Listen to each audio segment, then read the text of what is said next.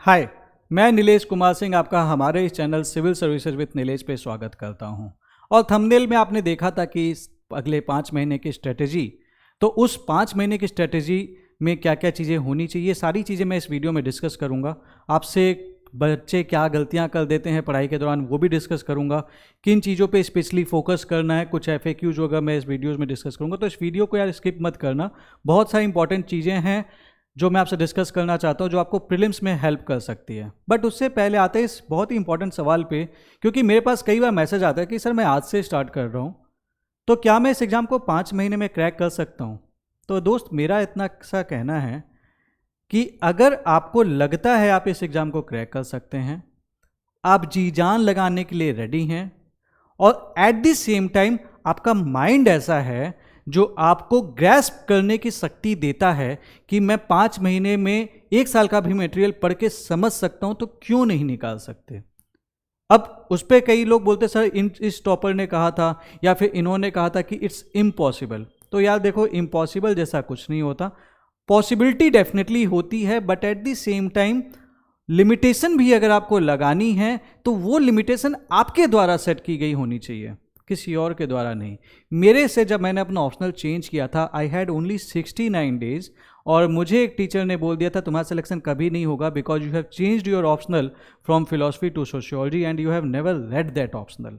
But I took it, I took the challenge. Sociology optional से ही मैंने finally इस एग्जाम को क्वालिफाई किया था। तो दूसरों की लिमिटेशन अगर आप अपने ऊपर लगा लेते हैं तो वो गलत है। आपको डिसाइड करना है कि आप इस एग्जाम को निकाल सकते हैं कि नहीं, and take a decision on the basis of your acumen, your IQ, that's it. तो अब आते हैं इसके बाद, लेकिन अब अगर मेरे को तैयारी करनी है तो मैं क्या करूं, क्या करना चाहिए मुझे, तो इन चीज़ों पे डिस्कस करते हैं। अब एक चीज़ समझना, आप जानते हैं कि UPSC में 3 स्टेज होती है, that is the prelims, mains, interview. इस टाइम पे इस स्टेज को बिल्कुल छोड़ दीजिए।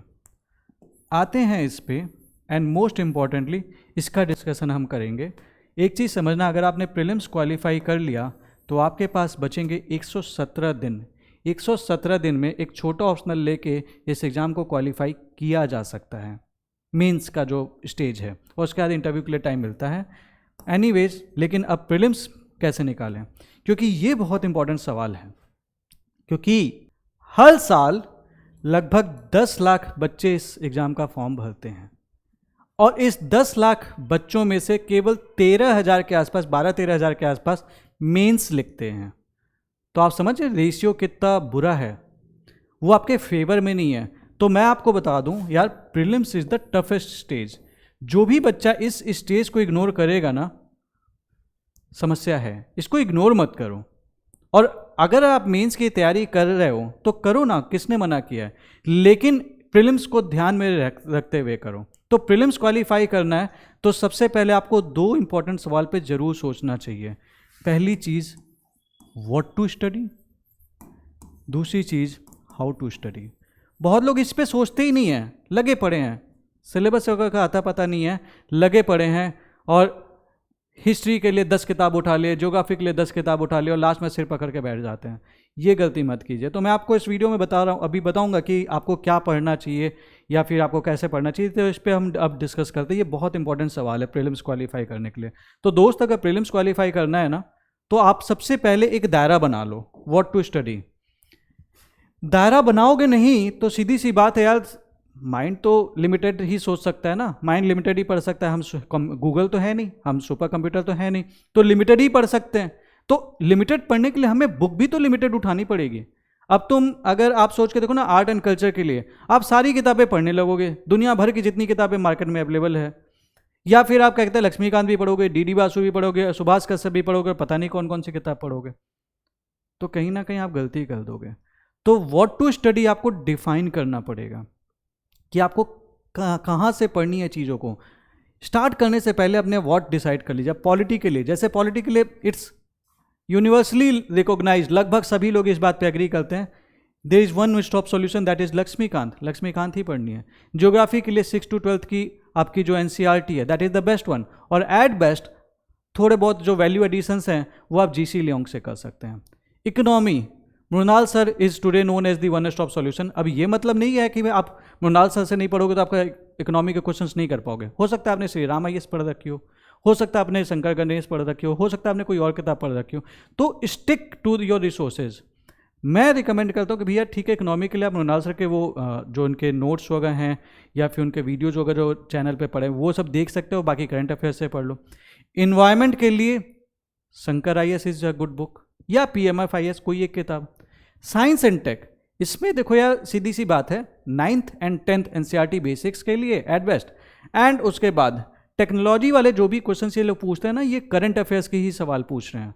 अब GS3 में एक जगह पे एक पोर्शन लिखा हुआ है nano technology, biotechnology, space etcetera, वो वाला पर्टिकुलर पोर्शन से ही आप पाओगे ना कि ये लोग क्वेश्चंस पूछते हैं। तो साइंस एंड टेक को पढ़ने के लिए आप अगर करंट अफेयर्स के बेसिस पे पढ़ रहे हो और वो जो GS3 का सिलेबस ध्यान में रखते हुए अगर पढ़ ले रहे हो तो ज़्यादातर केस में आप इसके क्वेश्चन कर लोगे। Then comes history. हिस्ट्री में 3-4 सेक्शंस हैं, ancient, medieval, modern, art and culture.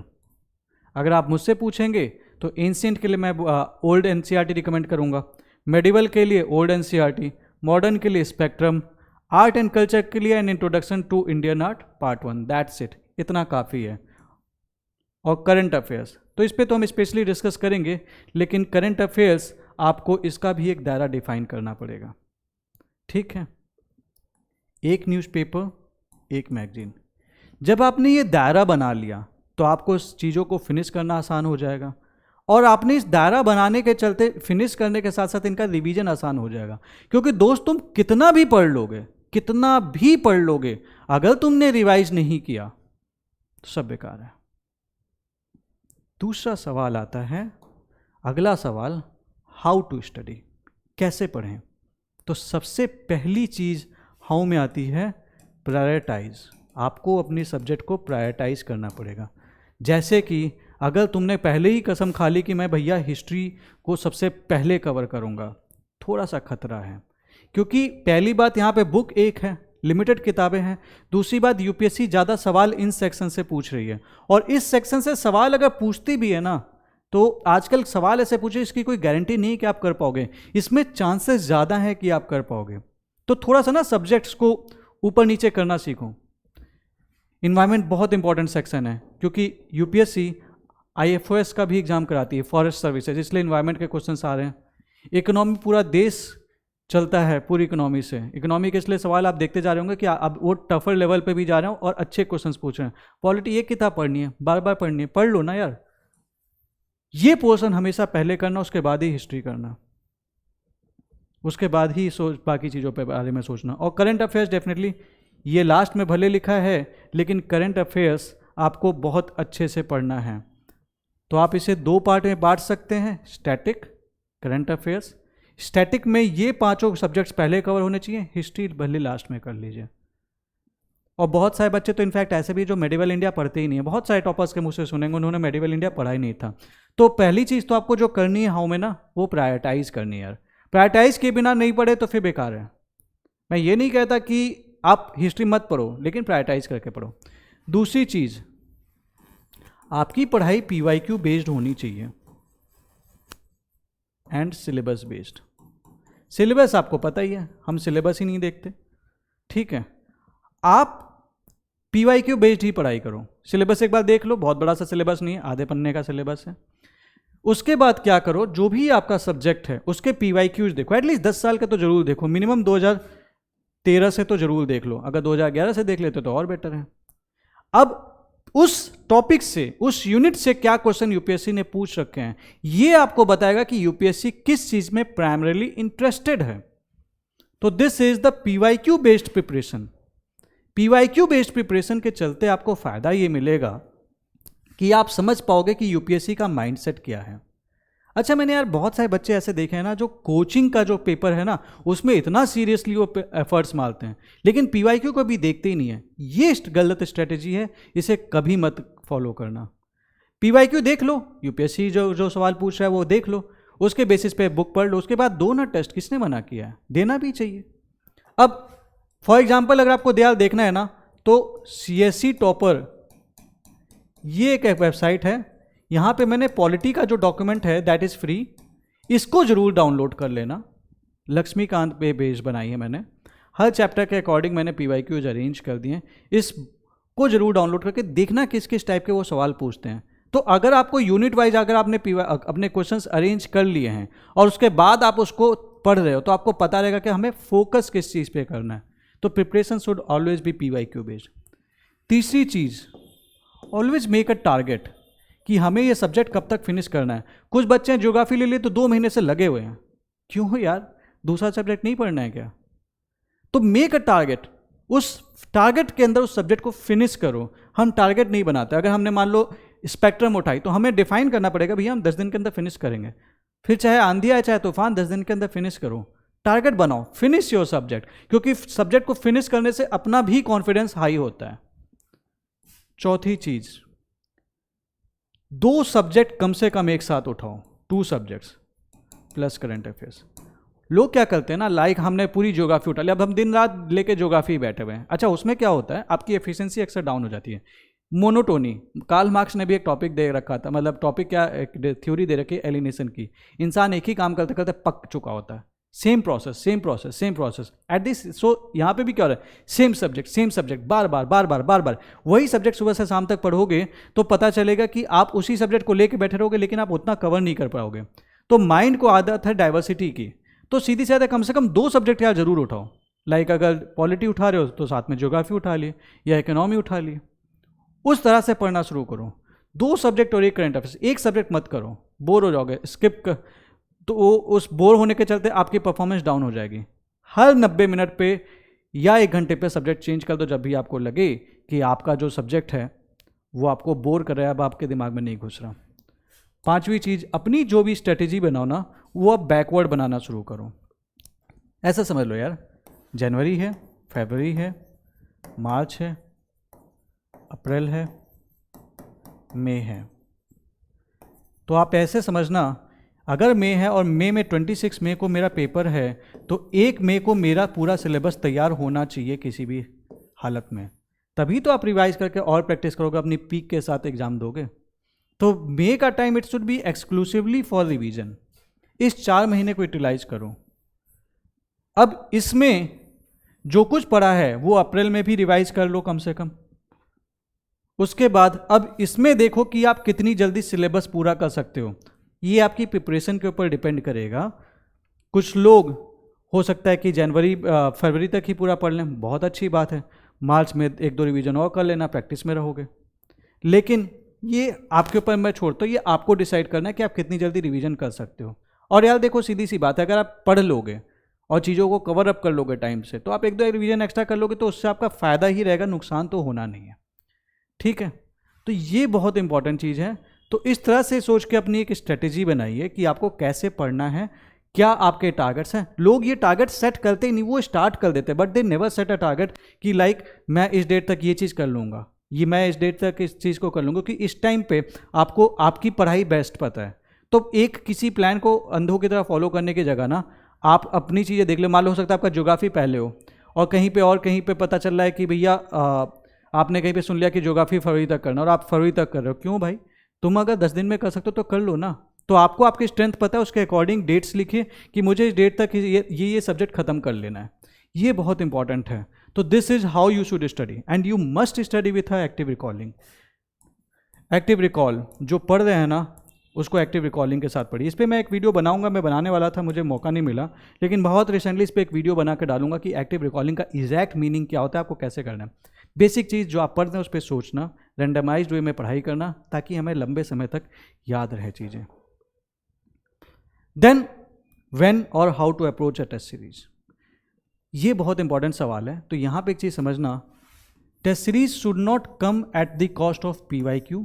PYQ पहले है, फिर टेस्ट सीरीज है। इसका मतलब ये नहीं है कि हमें टेस्ट सीरीज इग्नोर करनी है, इसका सीधा सा मतलब है कि हमें PYQ पहले करना है, फिर टेस्ट सीरीज करनी है। टेस्ट सीरीज को हमें इस तरह से लेना है। दूसरी चीज़, जब आप टेस्ट सीरीज लगाते हैं, आप क्वेश्चन लगाते हैं, तो फिर आपको उसका जो सॉल्यूशन है, you should not read each and everything given in the solution. What I want to say कि सपोज प्रेसिडेंट के बारे में वो लोग सॉल्यूशन दे रहे हैं यहाँ से यहाँ तक पूरा, और ये सारा कुछ अगर आपको पता है कि यार लक्ष्मीकांत में दिया हुआ है, आपने देख लिया, वर्ड बाय वर्ड पूरा रिपीट है, क्योंकि आजकल बहुत सारे इंस्टीट्यूट्स का एक ट्रेंड बन गया है, व्हाट दे आर डूइंग वो पूरी लक्ष्मीकांत छापे पड़े हैं। तो वो चीज़ आप यहाँ से भी पढ़ रहे हो, वो चीज़ आप वहाँ से भी पढ़ रहे हो। अगर तुमको ये चीज़ पता है तो इसको यहाँ पे काट दो, अपना टाइम बचाओ, उस चीज़ को वहाँ से भले रिवाइज कर लेना, पहली चीज़। लेकिन कोई नई चीज़ सीखी आपने, जो न्यू चीज़ सीखी, इसको नोट कर लेना, ये इंपॉर्टेंट है। इसको मेंशन कर लेना, या तो मैगजीन में ही हाईलाइट, जो टेस्ट सीरीज है उसी में हाईलाइट कर लेना। इससे फ़ायदा आपको क्या होगा, उसको आपको रिवीजन करने में हेल्प मिलेगी। दूसरी बात, जो आप एरर कर रहे हैं, जो गलतियाँ कर रहे हैं, वो गलतियाँ आप ना करो, उसके लिए आप उसे स्पेशली रेड पेन से या जिससे भी मार्क करना चाहो आप कर दो, ताकि उसको बार बार रिवाइज करो। एक चीज़ हमेशा समझना, which I learn in the process, जिस तरीके की गलतियाँ आप आज यहाँ पे कर रहे हो ना, उसी तरीके की गलतियाँ हम अक्सर एग्जाम में भी करते हैं। तो it's better to make the notes of your mistakes. Excessive reading नहीं करनी है। जब आपको दिख गया कि भैया किताब में भी वही लिखा है, यहाँ पे भी वही लिखा है, वो काट दो, भैया हम ये किताब से रिवाइज करेंगे। लेकिन कहीं पर अगर हमने गलती किया तो हम इसे स्पेशली मार्क जरूर कर लेंगे कि भैया हम ये पढ़े थे लेकिन हम भूल गए थे, ठीक है। तो इसलिए टेस्ट सीरीज आपको हेल्प करती है। तो when you finish a syllabus, like आपने लक्ष्मीकांत फिनिश कर दी, अब आप लक्ष्मीकांत का PYQ जो अगर देखे आपने लक्ष्मीकांत फिनिश की होगी, उसके बाद लक्ष्मीकांत के एक टेस्ट सीरीज लगा लीजिए पॉलिटी के ऊपर बेस्ड। तो ये सब थोड़ा सा बहुत ध्यान रखना, but test series should not come at the cost of PYQ, that is very important. उसके बाद कुछ गलतियां हैं जो हम करते हैं अक्सर तैयारी के दौरान, वो गलतियां मत करें। और ये अगर आप बिलीव में, अगर आपने इन गलतियों से अपने आप को बचा लिया ना, तो आपके सिलेक्शन के चांसेस बहुत ज़्यादा बढ़ जाएंगे। पहली चीज़, न्यू थिंग्स, न्यू कंटेंट या नई किताबों के पीछे मत भागो यार। हर समय एक क्वेश्चन आ गया, अब जैसे आजकल बहुत लोगों की आदत हो गई कि ये क्वेश्चन यहाँ से आया था, ये क्वेश्चन इस यूनिवर्सिटी की बुक से आया था, ये क्वेश्चन इस जगह से आया था। यार वो एक क्वेश्चन के लिए तुम पता चला तुम वो पूरी वेबसाइट छाने पड़े हो, तुम पूरी एक किताब छाने पड़े हो, वो गलती करोगे। रिसोर्सेज डिफाइन करने के बाद उससे स्टिक कर जाना। एक क्वेश्चन के लिए एक किताब को पढ़ने का कोई मतलब नहीं। और हो सकता है इस साल इस जगह से UPSC ने पूछ लिया हो, बट क्या पता वो अगले साल ना पूछे, फिर क्या करोगे। दूसरी चीज़, बहुत सारे लोगों को UPSC से शिकायत थी CSET के पेपर को लेके, लेकिन आपको भी पता है, देखो यार, कि UPSC ब्यूरोक्रेसी चलाता है, तो कोई फ़ायदा नहीं है इस टाइम पे उस चीज़ पे पढ़ने का। It's better you change and adapt the things. हम अपने अंदर इम्प्रूवमेंट कर लें, पढ़ाई करें और अपना टाइम अच्छे से यूटिलाइज करें, ये ज़्यादा इंपॉर्टेंट है। तीसरी चीज़, हेल्थ, ये बहुत इंपॉर्टेंट है। अगर गोलगप्पे वगैरह बाहर खाने की आदत है और बाहर के चाट पकौड़े मसाले चिकन मटन सब कुछ खाने की आदत है, तो कुछ टाइम के लिए रोक दो, सिर्फ घर का खाओ। क्योंकि क्या होता है कि बाहर का खाना ख़राब हो जाता है, और अगर आप इस टाइम पे एग्ज़ाम में बीमार पड़ गए, इतना टाइम नहीं बचा है कि आप चीज़ों को जल्दी रिकवर कर पाओगे। हेल्थ इश्यूज अगर आपको आने लगे, आप बीमार पड़ गए, तो दोस्त बिलीव में आपका बहुत टाइम जाएगा। तो खाना पीना सही रखिए, हेल्दी डाइट रखिए, ये बहुत इंपॉर्टेंट है। हेल्थ बीच में नहीं आनी चाहिए। एक्सरसाइज जरूर करते रहिए ताकि आपका दिमाग काम करते रहे। चौथी गलती जो लोग करते हैं, वो CSET से लोगों ने रिलेटेड बहुत गलतियां कर रखी हैं। अब देखो यार, CSET का जो पेपर है ना, it's becoming the CAT level paper, तो इसको लाइटली मत लो। टेस्ट को टाइम बाउंड मैनर में सॉल्व करो, सारे सेक्शंस को आपको देखना है, and you have to do the easy one first. तो इस तरह से करोगे तो आपका CSET का पेपर क्वालिफाई करने के चांसेस बढ़ जाएंगे। बहुत सारे लोगों ने क्या किया ना कि 2023 का पेपर था, फेल होने के रीजन, देखो ऐसा नहीं है कि जो बच्चे फेल हुए CSET में वो पेपर को कर नहीं सकते थे। अगर उनको ज़्यादा टाइम मिलता तो हो सकता है वो लोग कर लेते, वो फेल कभी नहीं करते। डेफिनेटली क्वेश्चन का जो लेवल था वो बहुत हाई लेवल पे था, but at the same time limited time में 80 क्वेश्चन ने लोगों की हालत ख़राब की, क्योंकि पेपर का लेवल बढ़ गया था। लेकिन आप एक कोई चीज़ सोचने की ज़रूरत है, क्या सारी गलती UPSC की थी? क्या हमारी पे कहीं मिस्टेक नहीं थी? क्या हमने और आपने वो मिस्टेक नहीं की कि लास्ट डे पे जाएंगे, CSET का 2-4-5 पेपर सॉल्व करेंगे और हम पेपर दे के डायरेक्ट चले आएंगे? ये ज़्यादातर बच्चे यही कर रहे थे, क्योंकि दैट इज़ क्वालिफाइंग पेपर। तो UPSC ने उसका पेपर का लेवल बढ़ा दिया, इसके चलते दिक्कत हो गई। अगर आप रेगुलर बेसिस पे प्रैक्टिस कर रहे होते तो शायद आपको ये चीज़ दिक्कत नहीं करती।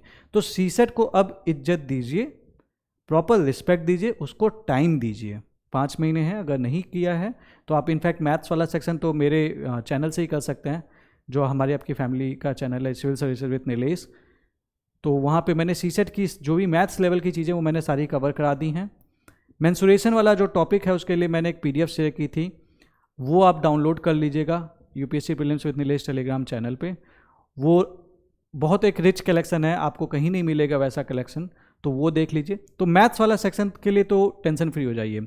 दूसरी चीज़, रीजनिंग के सवाल बहुत कम आते हैं, तो कॉम्प्रिहेंसन को भी इंपॉर्टेंस दीजिए, ये इंपॉर्टेंट है। तो कॉम्प्रिहेंसन वाली चीज़ें तैयार कीजिए और उसके बाद लास्ट में टाइम मिले तो रीजनिंग के लिए, और इसको फिर प्रैक्टिस में डाल दीजिए।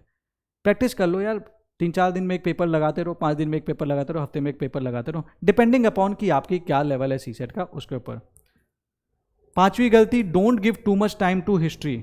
ये गलती करते हैं बहुत सारे बच्चे, हिस्ट्री को इतना भी वक्त मत दें कि आपका दूसरा सब्जेक्ट छूट जाए। प्रायोरिटी वाइज सब्जेक्ट पढ़ें, ये बहुत ज़्यादा इंपॉर्टेंट है, क्योंकि बहुत सारे बच्चे ये नहीं करते हैं, वो उसके चलते बाद में परेशान होते हैं।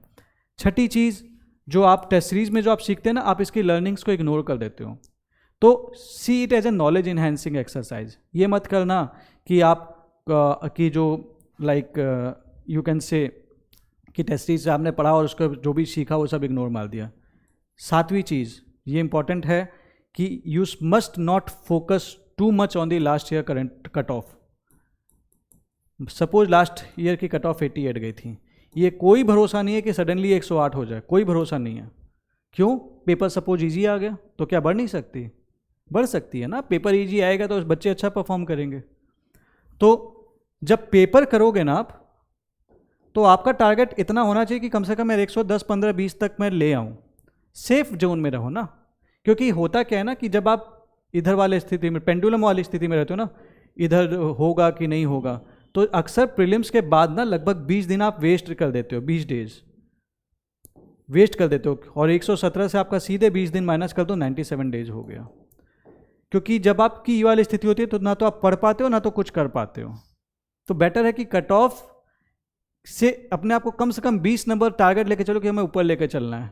अब ये मत करने लगना ये यार पिछले साल लाइक 88 अगर गई थी तो मेरे को 44 क्वेश्चन नहीं करने। नहीं, अपने को टारगेट ये करना है जितने क्वेश्चंस कर सकें हम सही करके आएंगे, क्या बुराई है, बट डेफिनेटली सही करके आएंगे। ऐसा नहीं करेंगे कि यार भाई नहीं आता फिर भी हम कर देंगे ना।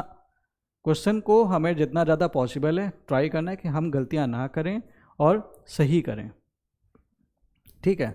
तो कट ऑफ पे बहुत ज़्यादा फोकस मत रहना, टारगेट अपना ये रखना कि मेरी जो मार्क्स है वो जितना हाईएस्ट आ सके वो आ जाए, कोई दिक्कत नहीं है। अब ये कुछ FAQs हैं, तो सर व्हाट अबाउट ऑप्शनल। तो यार देखो, मेरे हिसाब से अगर आप फेब तक एटलीस्ट पेपर 1 अपना ऑप्शनल का कर लेते हो, पेपर 1, तो बहुत अच्छा है। और अगर आपका कोई छोटा ऑप्शनल लेते हो इस टाइम पे, अगर देखो अगर आपने कोई ऑप्शनल पढ़ रखा है तो बहुत अच्छी बात है, नहीं तो ऑप्शनल जो भी लेना वो छोटा लेना, जैसे सोशियोलॉजी हो गया, एंथ्रोपोलॉजी हो गया, इस टाइप के ऑप्शनल लेके ना पेपर 1 कर लो। इससे क्या होगा कि जब प्रीलिम्स क्वालिफाई हो जाएगा ना, तो आपके पास आपको कॉन्फिडेंस है, चल भैया पेपर 1 हो चुका है, पेपर 2 को हमें पढ़ना है और पेपर 1 को रिवाइज करके प्रैक्टिस में डाल दूंगा, तो आपके चांसेस सिलेक्शन के बढ़ जाएंगे। तो ऑप्शनल का फेब तक पेपर 1 कर लेना अच्छा रहेगा। ये सवाल आता है सर क्या टॉपर्स को डर लगता है? हाँ भैया, सबको डर लगता है। टॉपर को पता ही नहीं होता कि क्या पता उसका इस साल सिलेक्शन हो जाए, सब किसी को पता नहीं रहता। मेहनत करते हैं, जी जान लगा जाते हैं, सबकी हालत ख़राब होती है, लेकिन जो लोग लग रहे हैं तो उनका सिलेक्शन हो जाता है। तो टॉपर्स को भी डर लगता है। प्रीलिम्स ने तो सभी की हालत ख़राब कर रखी है, तो ये ज़रूरी नहीं है कि भाई आपका इस टॉपर का इस साल हुआ है तो पिछले साल उसका नहीं, मतलब इस अगले साल भी हो जाएगा। आप रैंक 1 को देख लीजिए, she failed in the prelims earlier, but then when she got into prelims she got the rank 1. What about revision? How? तो यार ये बहुत इंपॉर्टेंट चीज़ है। तो मैं देखो रिवीजन के लिए मैं क्या करता था ना, आपने जो आज पढ़ा है उसको नेक्स्ट डे ज़रूर रिवाइज कर लो। इससे क्या होगा कि आपका ये चीज़ थोड़ी सी पक्की होगी अगले दिन। उसके बाद मैं क्या करता था, डेट लिख देता था। लाइक मैंने अगर आज 1 फरवरी को ये पढ़ा है ना, तो मैंने 2 फरवरी को ये रिवीजन कर लिया, मैंने डेट लिख दी जो भी टॉपिक मैं पढ़ता था। उसके बाद मैं इस पर नजर मारता रहता था बीच बीच में कि भाई चलो अब 1 महीने से ज़्यादा गैप मैं कोशिश करूंगा कि ना हो मेरे रिवीजन में, 1 या 1.5 महीने से। क्योंकि क्या होता है ना, जब गैप बहुत लंबा हो जाता है, 3 महीने का गैप हो जाता है, 4 महीने बाद आप सब्जेक्ट उठाते हो, तो अक्सर क्या होता है कि हम चीज़ों को कर नहीं पाते, हम चीज़ों को भूल चुके होते हैं। क्योंकि 4 महीने बाद वो चीज़ें नई हो जाती हैं। और इसीलिए गलती बहुत लोग करते हैं कि भैया दिसंबर में जो पढ़ा उसको हमने मार्च तक छुआ ही नहीं, वो गलती मत करना। तो you must put the dates, you start putting the dates. Should newspaper be skipped? ये FAQ आता है, मतलब बहुत लोग पूछते हैं कि सर न्यूज़पेपर क्या छोड़ देना चाहिए। मेरे हिसाब से आपको न्यूज़पेपर बिल्कुल नहीं छोड़ना चाहिए। इस टाइम पे जो मैप बेस्ड सवाल आ रहे हैं ना, या फिर जो वैसे सवाल आ रहे हैं लाइक जो इस टाइप जो भी सवाल आ रहे हैं जो लोगों की हालत ख़राब कर रखे हैं, उन्होंने स्टैटिक और न्यूज़पेपर को मिक्स कर दिया है। जो टॉपिक न्यूज़पेपर न्यूज़ में करंट में है उसी का स्टैटिक पोर्शन वो पूछ ले रहे हैं कई बार। तो ये क्वेश्चन आपका बहुत इंपॉर्टेंट है। और ये जो स्पेशली मैप बेस्ड क्वेश्चंस है ना, लाइक इस कंट्री के सराउंडिंग कंट्रीज़ कौन सी हैं, कौन कौन से कम्युनिटीज़ के बीच पंगे चल रहे हैं, ये कम्युनिटी कौन सी रीजन को बिलोंग करती है, ये पर्टिकुलर प्लेस किस कंट्री में रहता है, इस टाइप के जो मैप बेस्ड सवाल हैं, अगर आप न्यूज़पेपर पढ़ रहे हो ना रेगुलर, तो फिर बिलीव मी वो क्वेश्चन ज़्यादातर केस में आपको परेशान नहीं करेंगे। हाउ अबाउट, लेकिन अगर आपने अभी तक न्यूज़पेपर नहीं पढ़ा है तो एक सवाल आपके मन में ये भी आ सकता है कि भैया अभी तक अगर नहीं पढ़ा है तो मैं क्या करूँ, पिछले साल महीने का न्यूज़पेपर कहाँ से पढ़ूंगा। तो मेरा यार आपको सलाह ये है कि पिछले महीने का तो छोड़ दो, वो करंट अफेयर्स मैगजीन से पढ़ लेना, लेकिन साथ ही साथ अभी से पढ़ना शुरू कर दो जो न्यूज़पेपर आपका जो भी फॉलो करो, the Indian express, the Hindu, यही दोनों बेस्ट माने जाते हैं, यही दोनों एग्रीड हैं यूनिवर्सली। तो इसमें कोई एक पेपर पढ़ लो, उसे पढ़ते रहो और उसको कवर अप करते चलो। जो न्यूज़ नॉर्मली 3-4 महीने के अंदर में आई होगी वो रिपीट किसी ना किसी फॉर्म में ज़रूर होती है, तो वो आपके लिए सफिशिएंट रहेगा। तो ये चीज़ करना। कितनी मैगजीन्स पढ़नी चाहिए, तो यार देखो सीधी सी बात है, एक मैगजीन, एक न्यूज़पेपर पढ़ ही रहे हो और एक मैगजीन पढ़ लोगे काफ़ी है करंट अफेयर्स के लिए। आपका समझना पड़ेगा कि आप शक्तिमान तो हो नहीं कि सब कुछ पढ़ते चले जाओगे, ठीक है। लिमिटेड मैगजीन, एक मैगजीन बस, एक कोई एक। अब ये सवाल आ जाएगा सर मंथली पढ़े कि कंपाइलेशन पढ़े, अभी से स्टार्ट कर दोगे तो मंथली पढ़ लो, वो सबसे अच्छा है। नहीं होगा तो फरवरी के एंड में कंपाइलेशंस आती हैं अलग अलग इंस्टीट्यूट्स, लाइक PT 365 की आती है, इंस्टा आती है, एटसेट्रा एटसेट्रा, तो किसी एक का उठा के कंपाइलेशन पढ़ लेना। ऐसे केस में PT 365 ज़्यादातर लोग पढ़ते हैं, वही पढ़ लेना। नहीं तो लेकिन अभी से पढ़ रहे हो तो मैं बता दूं कि आप मंथली कर लो, क्योंकि ये जो कंपाइलेशन होते हैं ना ये इसी मंथली का ही होता है, मंथली का ही तो होता है भाई। उसका पॉलिटी सेक्शन उठाया एक साथ डाल दिया भाई, और उसमें मेंस वाली चीज़ें हटा दी, वो डाल दिया उन्होंने। तो लेकिन उस टाइम तक अगर आपने मंथली अपनी सारी कवर कर ली, तो जिस टाइम पे आप ये स्टार्ट करोगे ना पढ़ना, उस टाइम पे इसको आप रिवाइज कर रहे होगे, तो आपको इसमें फ़ायदा ज़्यादा मिल सकता है। But again I leave this decision upon you. अब एक सवाल और, is elimination technique eliminated completely? तो यार देखो, extreme statements are always wrong generally. तो एलिमिनेशन टेक्निक भी कंप्लीटली तो एलिमिनेट नहीं हुई। मैंने एक वीडियो पिछला बनाया था, दिखाया था कि किन चीज़ों का ध्यान रखना था, मतलब कुछ क्वेश्चंस कैसे, जैसे मैंने दिखाया था कि 6 नंबर तो एटलीस्ट आपके बढ़ जाते सिर्फ ये समझ के कि some is always right and none 99% cases में ऑलवेज रॉन्ग। 3 क्वेश्चन तो आपका 2023 के भी हो जाते हैं। तो it's not completely eliminated, but definitely इसकी यूटिलिटी कम हो गई है। इस टाइम पे वो एक एक क्वेश्चन में 3-3 क्वेश्चन पूछ रहे हैं, 4-4 क्वेश्चन पूछ रहे हैं, और आपको हर क्वेश्चन का जवाब पता होना चाहिए, हर ऑप्शन का जवाब पता होना चाहिए, तभी आप शायद उसका सही कर पाओगे।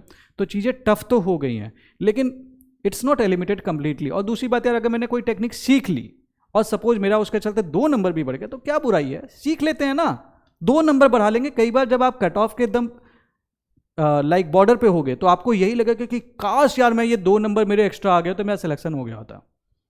So this is all about जो कैसे आपको चीज़ें करना है यार। देखो, और बाकी वीडियो अगर अच्छी लगी हो तो अपने किसी एक दोस्त को जरूर शेयर कर देना वीडियो, ताकि यार दूसरों को भी ये चीज़ बता पाए, लोग समझ पाएँ इन चीज़ों को। और वीडियो को लाइक करके सपोर्ट जरूर करना, क्योंकि देखो आपका प्यार ही है जिससे ये चैनल चल रहा है, आपके बिना तो चैनल ही बेकार है, ठीक है।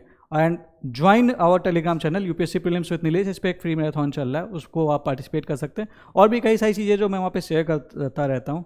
एंड PYQs के लिए जो मैं आपको वेबसाइट बता रहा था ना, CSEtopper.com, सॉरी nilesh.air442.com, PYQs यहाँ से आप डाउनलोड कर लेना, इसे करेक्ट कर लेना, nilesh.air442, ठीक है। तो ये चीज़ें हैं, और अगर अच्छी लगी हो वीडियो तो लाइक ज़रूर कर देना एंड डेफिनेटली शेयर जरूर कर देना। और यार एक चीज़ याद रखना, प्रीलिम्स है, हवा नहीं है, निष्काम कर्म करते चलो। गीता में भी लिखा हुआ है कि कर्म करो, फल की इच्छा मत करो। फल की इच्छा लेकिन होती यार सभी को है। ऑटोमेटिकली आप कर्म करोगे, टेंशन फ्री होकर मेहनत करोगे, आपको सिलेक्शन लेने से कोई रोक नहीं पाएगा। With this I wish you all the best. जय हिंद।